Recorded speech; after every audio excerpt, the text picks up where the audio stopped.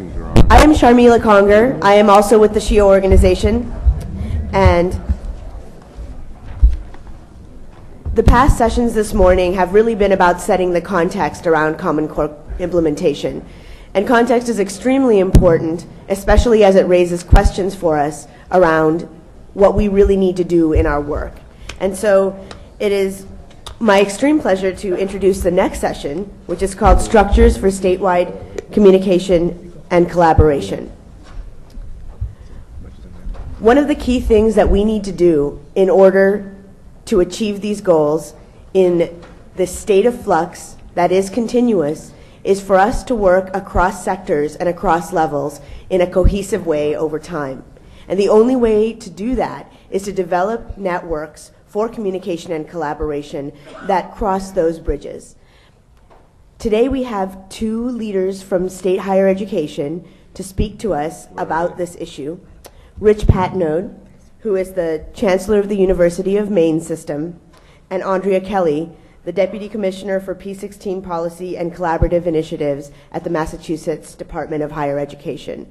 Both Maine and Massachusetts have been doing some really excellent and innovative work around convening their constituencies across sectors and across levels, and I will now turn it over to them to share their stories. We will have Rich first, and Andrea will follow, so if we could please bring Rich's slides up here, that would be wonderful.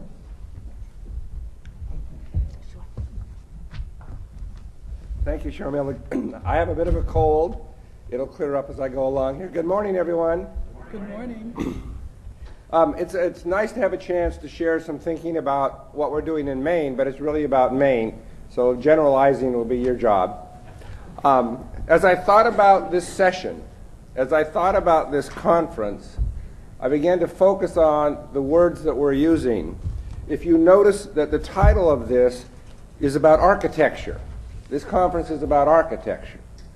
Implementing the Common Core state standards, and architecture to me, when I think about it, suggests careful design. It suggests permanence. It suggests some integration with context. So therefore, what I think one of the things we should be considering here is each of us developing our own design language, so that when we go back to our states, we began to have a design language that makes sense there. This session is about structures. That's the title of the session. So I'm going to sort of focus on structures, leaving out a lot of the things we're doing in Maine. So it's a design discussion to give shape and substance to the effort in front of us. So when I start a design process, then one of the things we try to stop and do is say, okay, what are the principles that are going to drive us forward? Sort of the constants that shape our thinking. The principles that we've been working with, that I've been pushing: first, scale to need in context. The size of what we're doing could be immense. It can be incredibly complex, but you have to scale it to where you are, the tools you have, the resources you have. The second, one of my favorites when I teach political science: perfection is the enemy of the good. We often talk about this in public policy. When I was advising dissertation students would ask me, what's a good dissertation? Does anybody know the answer? Yeah, a done dissertation. So as you begin and work through your processes, make sure that what you're doing is aiming towards the end point, because it is so easy to confuse activity with action in situations like this. Third is you have to have clear goals. And I mean, this is all pretty obvious, but if you haven't stopped and done this, if you just start leaping in, you can get buried in this and nothing flat. And the last and perhaps the most important principle that we're trying to put into place: use existing structures where they are and when possible. I'll talk more about that in a moment. Moving on. Aha. One of the things we have been thinking through is that we have choices in higher education. Now, my perspective is in higher education. I got 7 presidents report to me. We're good folks. We're trying to move them along, and we're trying to get them all into this dialogue and conversation. If you go from top to bottom, higher education systems can make some choices as they engage Common Core state standards. They can say, that's interesting. We can discuss it. Thank you very much. It informs our work. Next level, they can say, well, it's certainly a basis for remediation and placement decisions. Common cut score. I'm on this work with the Smarter Balance folks a lot. And again, that's becomes, thank you very much. That is informative. We will use it for decisions. We might replace AccuPlacer, locally designed things, common decision. Next level up, and these are cumulative, K-16 collaboration and alignment. That's mostly what you've heard about here, and most of us are moving to as a minimum, and that is we work in partnership with K-16. It was the K-12 and higher ed. We're very lucky. Steve Bowen is the commissioner in Maine. He's a good colleague. We're working on this. I'll show you that in a moment. The final level is a K-16 full partnership. That is a very mature outcome from the work. But these are choices.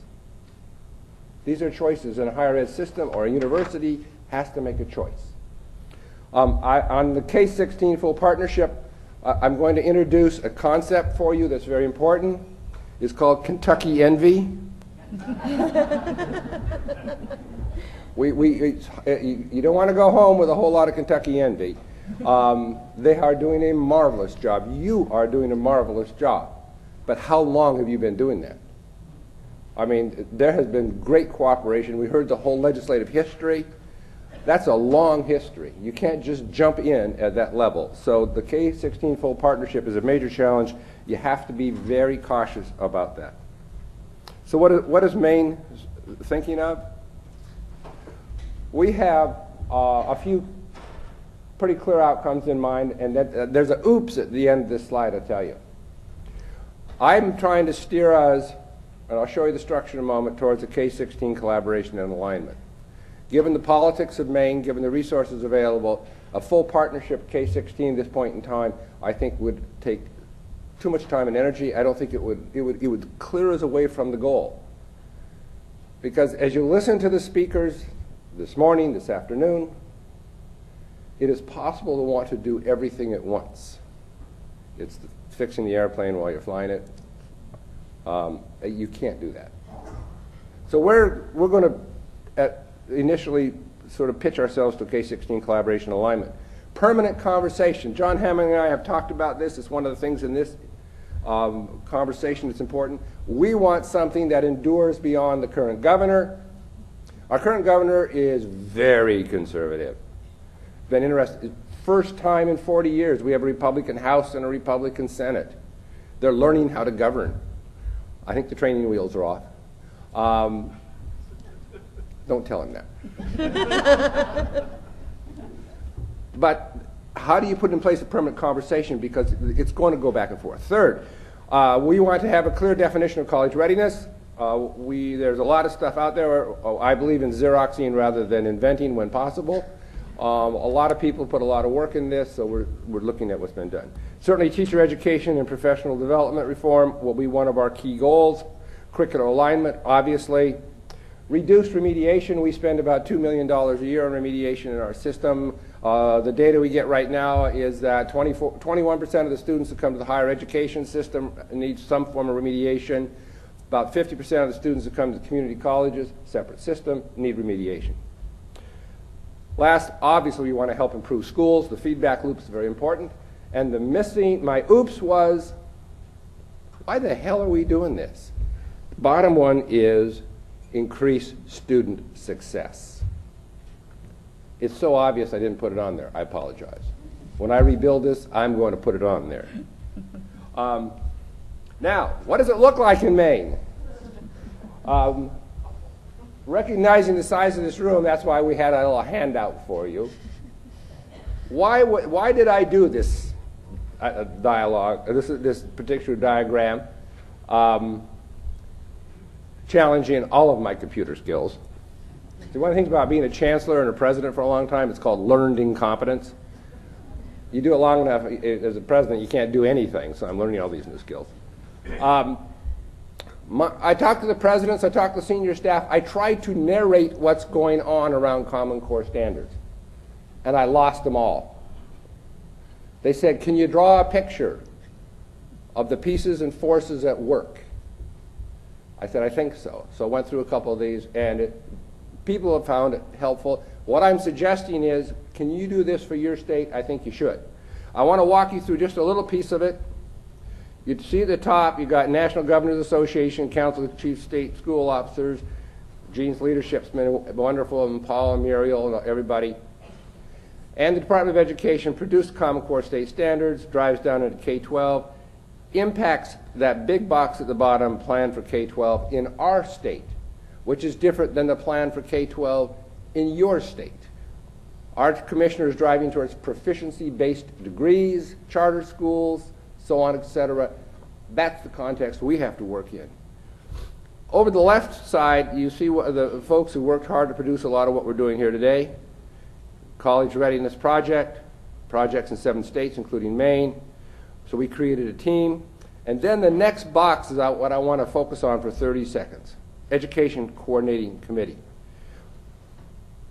I got the head of the community colleges, the head of the Commissioner of Education, the head of Maine Maritime together. We sat down and said, how do we move this forward? We found in 1995 legislation, there is an entity called the Education Coordinating Committee that already exists. It consists of the 4 CEOs, the 4 board chairs, and their job is to further collaboration. We called them together for the first time in 10 years. That's our starting point. Called them together for the first time in 10 years. We convinced them to take this project on as their first project. And we have created, therefore, an action team which will work on those activities in the lower left. And also, you can see the interaction with the State Department of Education. Draw one of these for yourself. It's very important. Finally, what are we doing? Main action steps. We formed the steering committee. Done. Engaged the board chairs, which was sort of a landmark. Implementation team is together, and we've launched our, we're going to have a summit, K-16 summit in April, and we will launch our comprehensive effort. We're establishing principles, concepts, goals, structure, getting the leadership on board before we start to roll out. My final piece of advice to you is what you have to be very careful in this process as you design to avoid what is called the public policy Christmas tree. We have a job to do, that is to implement Common Core state standards. Be careful about hanging every public policy issue element on it. People love to take their ideas and attach them to your ideas. Focus on the job at hand. Thanks.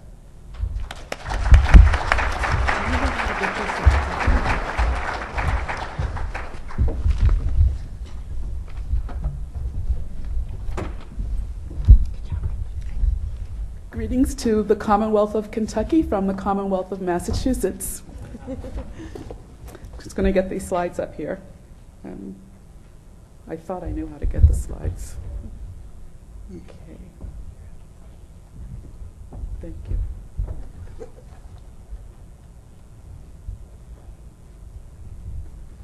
This one.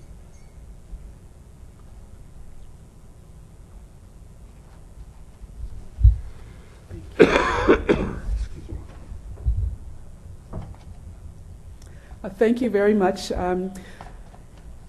I'm here with the Massachusetts State team, and I'm very proud to be with the Massachusetts State team and to have the Commonwealth of Kentucky invite us as part of the College Readiness Partnership to be part of this event. And where I'm going to end up today is that when you have committed individuals who are champions and passionate about P16 collaboration, you can get a lot done in the state. And so we're so delighted to be able to have many of those individuals in Massachusetts. Dr. Bob Antonucci is president of Fitchburg State College.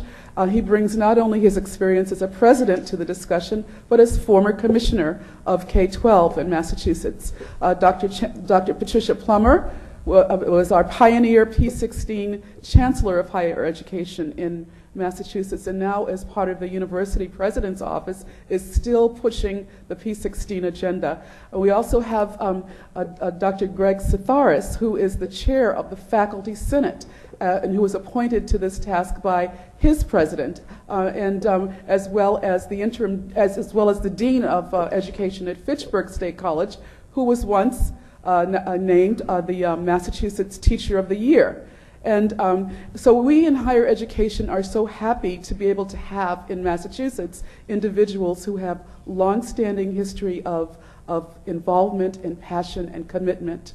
Our K-12 partner, who is here with us today, is Steve Krastowski, who has been with the Department of Elementary and Secondary Education in assessment and is now serving as the PART coordinator. So they'll be speaking at breakout sessions this afternoon, and I really encourage you to attend their sessions as well. So earlier today, the discussion started with Dr. Howard mentioning that stakeholders want clear, seamless transitions along the education continuum. And we know that, but how do we achieve clear articulation among the segments within higher education as well as the sectors, P16, across the sectors among higher education, K-12, and early education and care, in a state with a multiplicity of governance structures and types? And should a miracle happen and forces converge so that we achieve the holy grail of perfect alignment, what happens when new challenges and new leaders come? Do we need to start all over again? Sometimes that's what we've found that's happened in Massachusetts. And when we heard last night that there are 22 states represented at this conference, if achieving a seamless education pathway is a challenge in your state, just take a look at the context in Massachusetts, and you may decide to count your many blessings. In Massachusetts, we have 29 campuses with 25 independent governing boards. We have 393 school districts. 275 of those school districts decided to become part of the Race to the Top initiative and moved towards the goals that are set by the state for that. And then amongst the school districts, we have traditional school districts, we have regional school districts, we have charter school districts that comprise a single charter school each, and we have 21 vocational school districts that comprise a single vocational school. Each of these districts has a school committee which has the same level of governance and oversight as the 25 governing boards. So when my colleague from Maine drew his diagram, I want to say that I tried to do the same thing, didn't fit on a single piece of paper. In addition, we have a Secretariat of Education with a secretary appointed by the governor. The secretary sets mission and budget for the education sectors, even though the budgets and missions roll up through the boards. There are 3 boards: the Board of Higher Education, which is not a governing board, but which is charged to coordinate activities and to advocate on behalf of higher education, as well as to develop an assessment system for higher education. The Board of Elementary and Secondary Education also has responsibility to develop an assessment system for K-12, and also sets graduation standards that are limited, I believe, Dr. Antonucci, to physical education and U.S. history, and now to pass MCAS. All of the other graduation standards are set by the individual 300 school districts. In terms of educator preparation, the Board of Higher Education approves academic programs, approves the new programs in education, the Masters in Education, doctoral degrees in education, baccalaureate degrees in education along the spectrum. But the Board of Elementary and Secondary Education sets the licensure requirements. So in order for a teacher to become licensed, he or she needs to graduate from a school that has been approved to offer the licensure tracks by the Board of Elementary and Secondary Education. So now you see why I suggested that you should count your blessings. On top of, today we have really huge challenges that we're facing. And as a Department of Higher Education, we find that the challenges are there, the expectations are there that we do something, but we don't have the staff, we don't have the resources. And so instead of trying to figure out a new governance structure, the focus that the Department and Board of Higher Education has taken is to focus on a public agenda for higher education in Massachusetts. If we can focus on the task as opposed to on the structures, we can probably move ahead. So the Board of Higher Education adopted what's called the Vision Project, and I was asked to share a little bit about the Vision Project with you today. That was our answer to trying to figure out how to get everyone on the same page. And the public agenda for higher education sets as an overarching goal to rank among the top performing states in 5 key areas of educational performance. I noticed last night there was a slide about Kentucky where Kentucky is seeking to be also one of the top states, and we're competing with you. Yes, we are competing with you, but that's okay. Competition is good. So we want to be among the top states in college participation of high school graduates, in college completion by our students, in student learning on campus, in workforce alignment of our graduates in key areas of workforce need. And we want to eliminate all disparities among different ethnic and economic and gender groups along the whole continuum. Part of the Vision Project also involves our research university, in that we want our research university to lead the nation in research that drives the economy. And annually, the intention is to report publicly our standing in these 5 key areas that apply to all of the campuses. The first report is due out this fall, but only after it's been shared with the campuses. Just won't go out without that. So how did the board gain support, or the department gain support for the Vision Project? Basically, we spent an entire year working with presidents and seeking an endorsement by the Massachusetts Board of Higher Education, formed a number of working groups along each of the 5 goal areas, there were study groups in each area that collected data and to provide benchmarks. And then we hit the pavement and reached out to key constituents, legislators, the governor's office, think tanks, just everyone, chambers of commerce, just sharing the idea of the Vision Project with them.